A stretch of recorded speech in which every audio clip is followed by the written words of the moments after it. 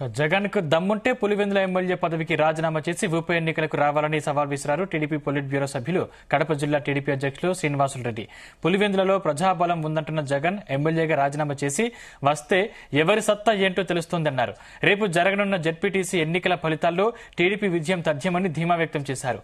Repolling ను YCP బహిష్కరించి ప్రజాస్వామ్యాన్ని అపహాస్యం చేయడం ఏంటంటున్న శ్రీనివాసులరెడ్డితో మా correspondent Ramachandar face to face.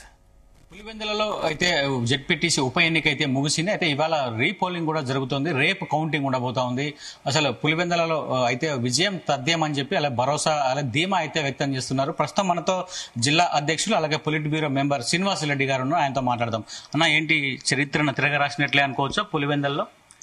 100% Telugu Desam party రేపు కౌంటింగ్లో గెలవబోతోంది. దీంట్లో రెండో అనుమానం లేదు. వాళ్లకు ఓడిపోతామనే భయం పట్టుకునింది. సొంత నియోజకవర్గంలో సొంత మండలంలో ఓడిపోతామనే భయం స్పష్టంగా కనపడుతోంది వాళ్ళల్లో. అందుకే ఏదేదో రాద్ధాంతం చేస్తాంటారు. పోలింగ్ బూత్లు అంటారు, ఆ పక్క ఈ పక్క పోయినా అంటారు, ఈ పక్క అయినా అంటారు. టీడీపీ వాళ్ళు ఏజెంట్లు కూర్చోబెట్టలేదంటారు.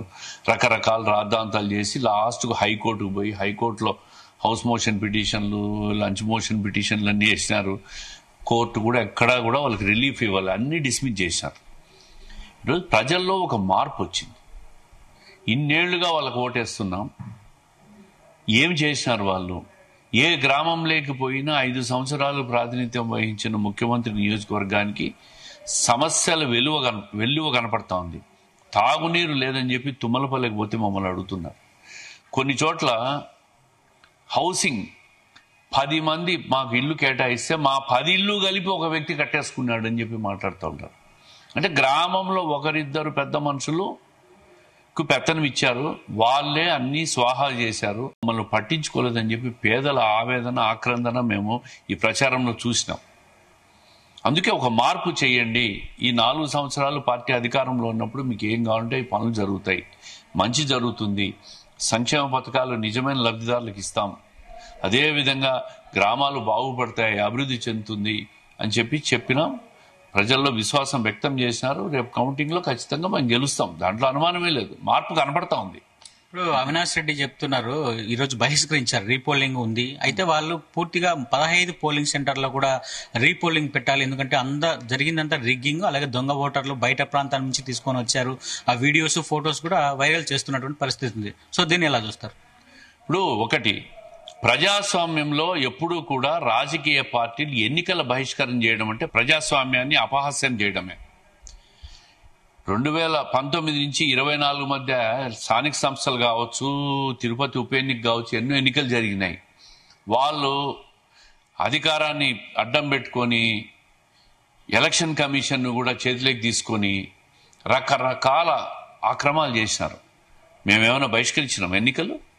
మేము పోటీ చేసినాం, ఎన్నికల్లో పాల్గొన్నాం, పోరాడినాం.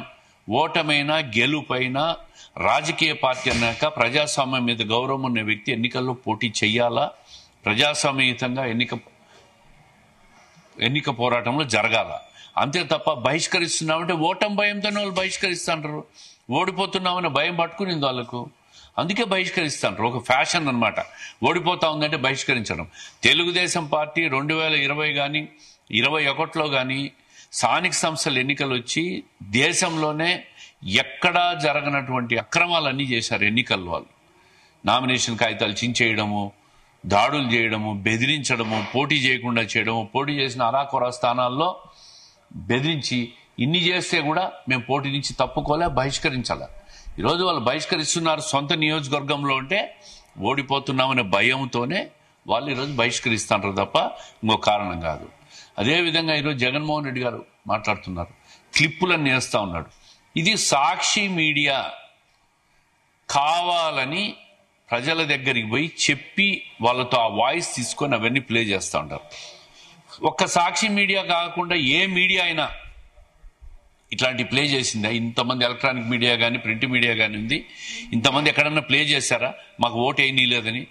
వాళ్ళు పోలింగ్ బూతులకే రాలే, వాళ్ళ మీద వ్యతిరేకత ఉంది. అందుకే ఎక్కడ చూసినా కూడా ఆ భయము, ఓటమి భయముతోనే ఈరోజు అవినాష్ రెడ్డి గారు మాట్లాడుతూ ఉంటారు. అయితే గత సంవత్సరం జరిగినటువంటి ఎన్నికల్లో పూర్తి స్థాయి మెజార్టీ స్థానాలను కైవసం చేసుకున్నారు. ఇప్పుడు పులివెందుల కూడా మీ వశం చేసుకున్నటువంటి బోని కొట్టినటువంటి పరిస్థితి ఉంది. రాబో స్థానిక సంస్థల ఎన్నికలు కావచ్చు, ఏ ఎలక్షన్ వచ్చినా కూడా ఎలా ఉంటుంది మీ పార్టీ వైఖరి కావచ్చు, రిజల్ట్ కావచ్చు? పులివెందుల్లో ప్రజలు మార్పు కోరుకుంటా ఉన్నారు. స్థానిక సంస్థల ఎన్నికల్లో ఖచ్చితంగా మేము అన్ని స్థానాలు పులివెందులని కాదు కడప జిల్లాలో కూడా కైవసం చేసుకుంటాం. దీంట్లో అనుమానం లేదు. ఎందుకు చెప్తున్నానంటే అనాది కాలంగా వాళ్ళకు ఓటేసాం, మనం ఏం సాధించాం. ఒకసారి మీరు పోయి చూడండి, ఎర్రబల్లి కొత్తపల్లి కానీ మన నల్లపరెడ్డిపల్లి కానీ ఆ పక్కన ఉన్న తాండలు కానీ ఒకసారి చూడండి. 2 సార్లు 5 సంవత్సరాల ముఖ్యమంత్రిగా ప్రాతినిధ్యం వహించిన నియోజకవర్గంలో ఇంకా వెనకబడి ఉన్న గ్రామాలు ఉన్నాయంటే దేనికి సంకేతం ఇది? అంటే వాళ్ళు అభివృద్ధి చేశారనే, దౌర్జన్యంతో గెలుస్తున్నారనే, కేవలం అరాచకంతో గెలుస్తున్నారు తప్ప వాళ్ళకి ప్రజలు ఎక్కడ ఓట్లు వేయడంగా. రేపు ఈరోజు ఈ మండలంలో జరిగిన ఈ జెడ్పీటీసీ ఎన్నికే రేపు ఒక నిదర్శనంగా నిలబడుతుంది. అందుకే నేను చెప్తా ఉండా, మీకు ఎన్నికల కమిషన్ స్వయం పరిపత్తిగా కేంద్ర ఎన్నికల కమిషన్ ఆధ్వర్యంలో సిఆర్పిఎఫ్ ఆధ్వర్యంలో ఎన్నిక జరగాలని కోరుకుంటున్నారు కదా, అన్ని రద్దు చేసి నేను ఒకటే సవాల్ విసురుతా ఉండా, పులివెందుల ఎమ్మెల్యేగా జగన్మోహన్ రెడ్డి గారిని రాజీనామా చేసి ఉప ఎన్నిక బొమ్మను సిఆర్పిఎఫ్ కేంద్ర బలగాల ఆధ్వర్యంలోని ఎన్నికలు జరిపిస్తాం. ఆ రోజు తెలుగుదేశం పార్టీ గెలుస్తుంది, అభ్యర్థి గెలుస్తాడా, జగన్మోహన్ రెడ్డి గారు గెలుస్తారా తేల్చుకుందాం. అయితే ప్రజాస్వామ్యబద్ధంగానే ఎన్నికలు జరిగాయి. రేపు రాబోయే రిజల్ట్ లో ఖచ్చితంగా టీడీపీ అభ్యర్థులు విజయం సాధించబోతున్నారు. అలాగే జగన్మోహన్ రెడ్డికి సవాల్ విసిరారు వాసు గారు. అయితే జగన్ రాజీనామా చేయండి, పులివెందుల ఎమ్మెల్యేగా ఇద్దరం బరిలో ఉందాం, మీ పార్టీ నుంచి మా పార్టీ నుంచి, అయితే అక్కడే తేల్చుకుందామని చెప్పి సవాల్ విసురుతున్నటువంటి పరిస్థితి అయితే కనిపిస్తోంది. కెమెరామెన్ సాగర్తో రామచంద్ర, జీ తెలుగు న్యూస్.